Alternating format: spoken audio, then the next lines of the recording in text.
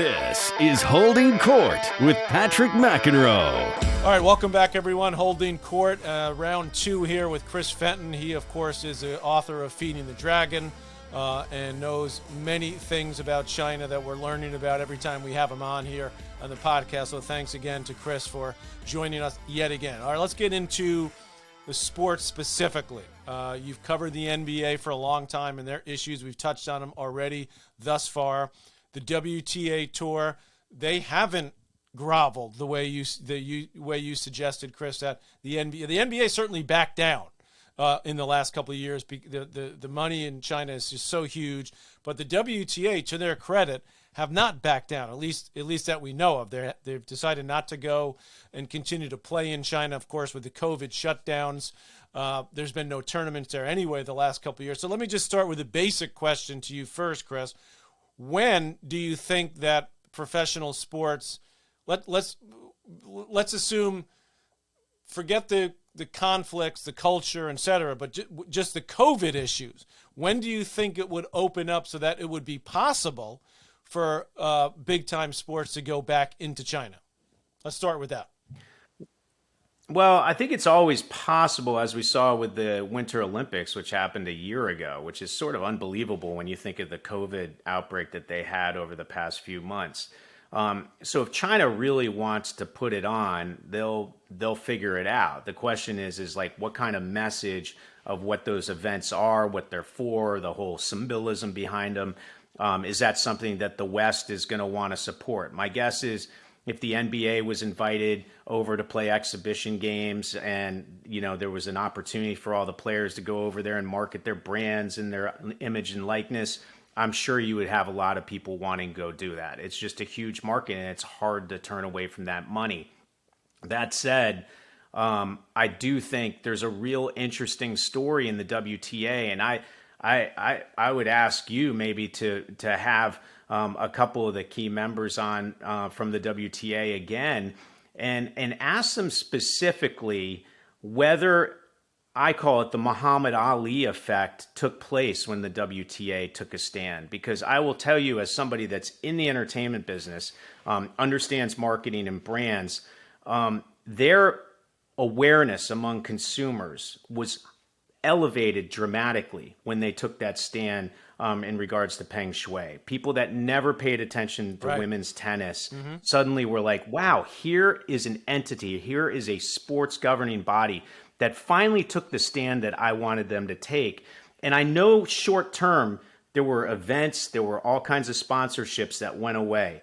But I'm curious whether it was replaced by other entities in the West, other events, other brands, etc., where actually this Muhammad Ali effect, where they did the right thing, actually created them into an even bigger business because they went beyond the sport itself. Well, that's a great point. I've had Steve Simon on, who's the CEO of the WTA Tour. I had him on sort of middle of last year. But it's a great question. If I were just to answer it with my own knowledge, I would say they have gotten other sponsors. They did sign a big, I think it's Holigic.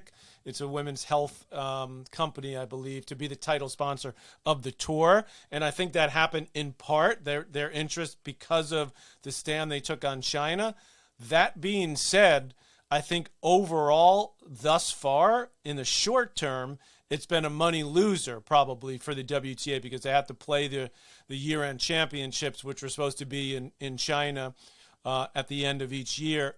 They played them in Mexico one year. They played them in Fort Worth, and the crowds were not very good. They didn't have a lot of time to sell it, a lot of market, and so on. So I think, on balance, I would say they definitely made the right call, and they're probably hoping that in the long term that it'll be a payoff. And certainly women's tennis in the majors has been very successful. In fact, the numbers at the Australian Open were higher for the women's final than they were for the men's final, both in Australia and even here in the United States. So I think it's sort of a catch-22, because I think that overall they would say they've probably lost money, but maybe in the long run they're hoping that turns around. I guess my question is, do you think that they ever go back, Chris, within the, again, let's assume the COVID restrictions are lessened, or that China's willing to have these events, who's gonna budge? Or is it a negotiation that's going on right now that we don't know about? Well, I think, look, it's money's going to dictate everything, and the greatest story, and it might be a pipe dream, would be to hear that the WTA actually benefited financially from taking that stand. I do think in the long run they will, but one of the things that also is happening with companies is that if they don't take the right stand, there's a lot more scrutiny from consumers, from journalists, from politicians that are now noticing when a kowtowing to Beijing occurs or some sort of placating the Chinese government is done by a particular company. And that's starting to have a negative effect on consumers' wallets, right? So if you have the WTA benefit, say, close to breaking even, but then on top of it, what they might have lost by placating Beijing is factored in there. Maybe you see a net positive of what they do. And there would be nothing better that if we could get capitalism to reward doing the right thing, right? That's really what needs to happen. That either has to happen or we need to have a blanket policy of how we're approaching China so that we're not in a whack-a-mole kind of situation, right? You want LeBron James, for instance, we're talking about engagement or going back to China. If LeBron James goes back to China, everybody will be like, I can't believe he's going over there. He's doing this. It's crazy.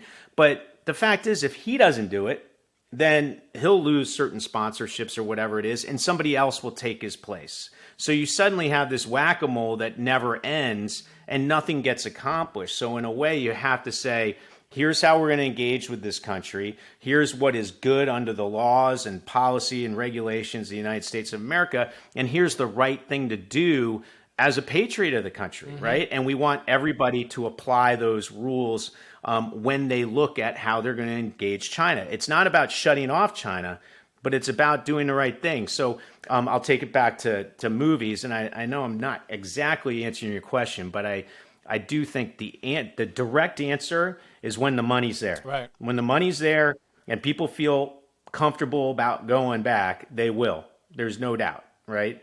We've just seen it repeated over and over.